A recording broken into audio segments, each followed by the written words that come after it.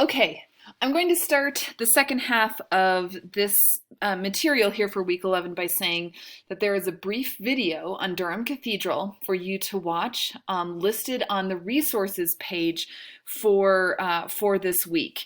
And Durham Cathedral is one example of a Norman church that survives in England of the Romanesque era around the year 1100.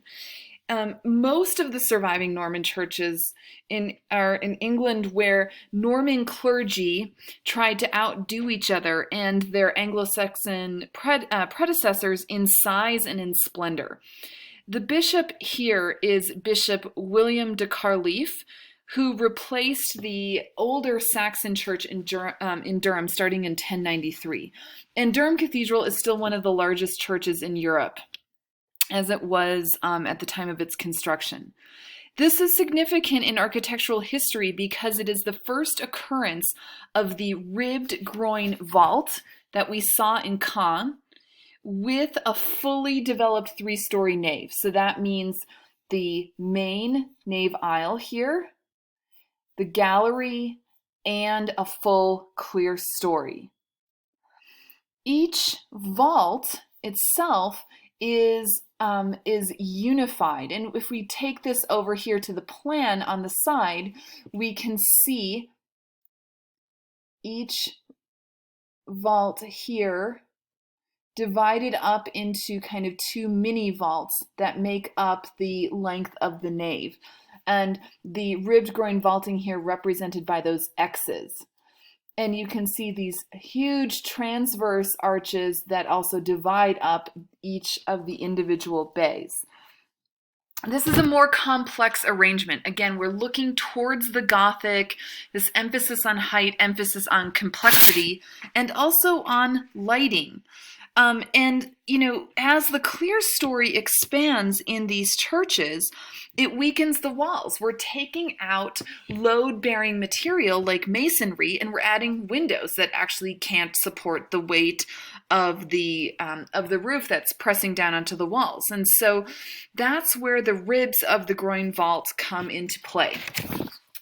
The ribbing adds more strength to these vaults, and look here, if you follow the pointer, you can see how the ribs actually meet the wall at the top of the gallery. So they come down quite low to add a little bit of support for that larger, that expanding clear story window. We also see some fascinating remnants of that Norman, that kind of Viking pagan ornamental ornament. And we see that here in these massive piers that have these geometric patterns here. And we also see it on the geometric ornament here of the arches in the main nave aisle. And this really is something that the Normans carried with them wherever they went. All right, the second video that you should all be looking at that's listed, actually, I'm sorry, there's 3 videos for these resources, but the second video that has to do with a specific artwork is on the Bayeux embroidery. And it's a kind of, I think the video here is so key because it gives you a sense of the size and the magnitude of this. This is a work that is tens of meters long. There is no precedent for it in medieval art. It is very unclear what the context for this work was. There are questions of patronage, and it is even more important because it is the focus of your reading for this Friday, where you are going to learn more about the interpretive history, the historiography of the Bayeux embroidery, and also how we understand the patronage. So this depicts this long embroidery, which, as I said before, sometimes is still erroneously called a tapestry, depicts the Norman conquest of England in 1066. It's an unusual artifact because, of course, textiles normally perish. And it was done by upper-class women highly trained in needlework. Embroidery is actually needlework done on a finished piece of fabric. So in this case, linen. And so designs are stitched into that linen, as opposed to a tapestry where there is no kind of backing fabric. The tapestry itself is woven. This is primarily a secular subject. It's possible it was displayed in a church, but there is controversy surrounding where it was done and who actually did it. But we do see, though, that the story is told from a Norman point of view.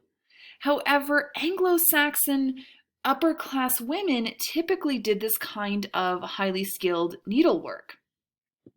It tells the story of the conquest in an amazing amount of detail. In fact, one of my favorite elements of the Bayeux embroidery is here in the far right.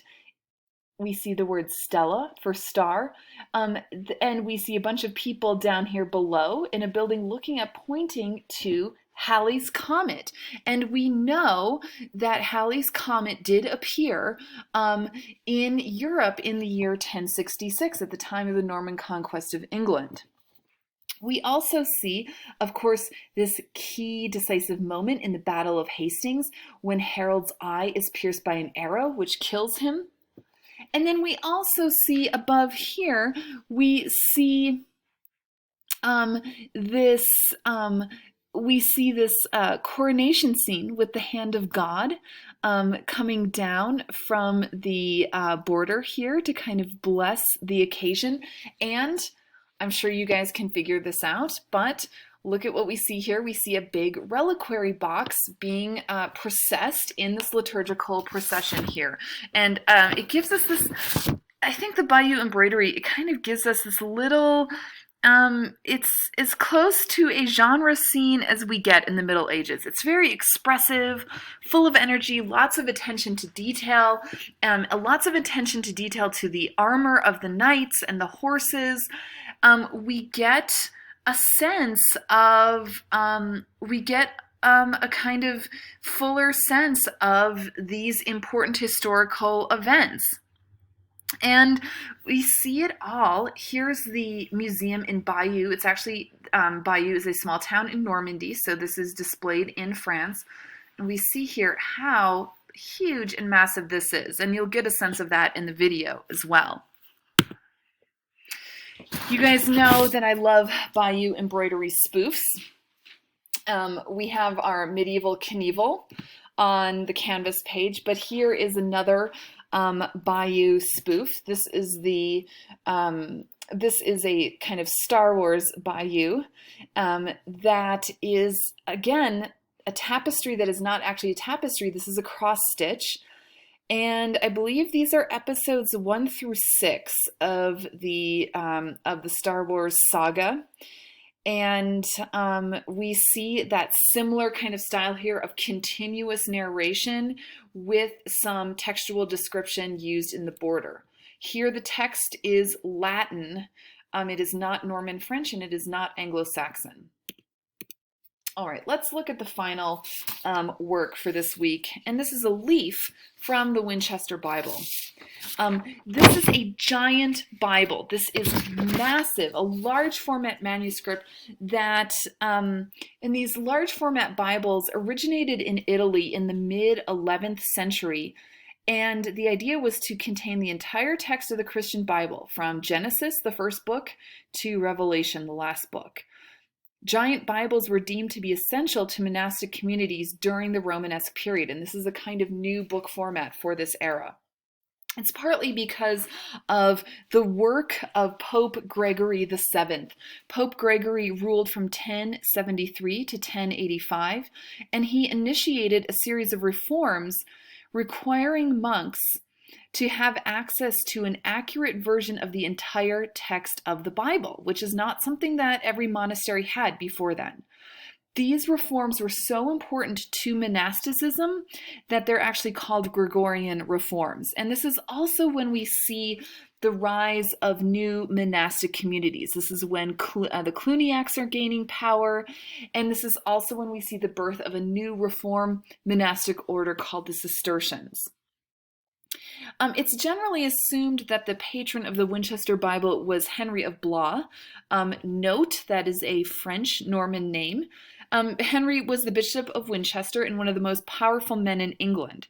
However, there's also some question here that maybe King Henry II played a role in supporting the production of this lavish manuscript, and it helps to explain some of the imagery that we're going to look at.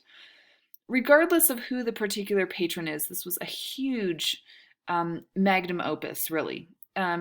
It would have required the skin, or it did require the skin of over 250 calves for these huge sheets of vellum. That made this book very expensive. That doesn't account for all of the skilled labor of the scribes and illuminators who worked on this book, some of whom were professional artists and some of whom were monks. Now, this is one half of the frontispiece that starts the book of Samuel. And there are full-page frontispieces that kick off 3 books of the Bible that were kind of added almost as afterthoughts.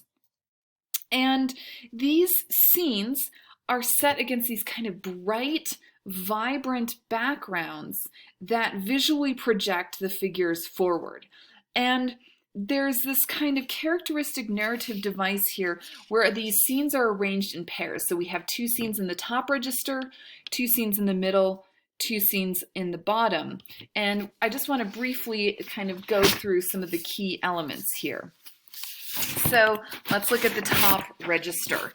And we see this tiny figure of the young David with his slingshot about to defeat the giant Goliath. And this is more in tune with the medieval representation of David as a clothed figure. David becomes a nude in the Renaissance. Think about like Michelangelo's David, for example. In the next scene then, we see David decapitating Goliath and the Philistines fleeing.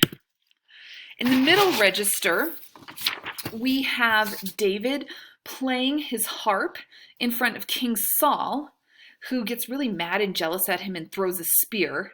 And then in the kind of balancing image here on the right, David is anointed Saul's successor by the priest Samuel after Saul commits suicide. The story of David continues then in the bottom register, where we see Absalom, the son of David, who is put to death. And in the final scene, the kind of compliment scene on the right, David is informed of the death of his son and he weeps in grief. He is so grief-stricken, he is covering his face. And as I mentioned, this possibly has some royal connections too, because King Henry II, he also lost his son and was befallen with grief during his reign. And just as a concluding point here, I want to mention that the artists included some lay professional artists. So artists who moved from one international center to the other to complete these magnificent works of art, not just monastic artists. And it's possible that these professional artists, and this really speaks to the later medieval shift to the professionalization of the art world, not just relying on monastic communities, but it's postulated that the master of these Morgan-Leafs had seen the monumental Norman mosaics in Sicily in the Palatine Chapel in Palermo, or at the Abbey in Monreale outside of Palermo. They were fairly recent works of the time, and we are going to move to Norman Sicily next week. So I bring this up really to say that during this period, England, Sicily, and France were closely linked through dynastic ties, and it is not far-fetched at all to think about the artist, one of the artists connected to the Winchester Bible, to know works of art as far away as the Palatine Chapel in Palermo.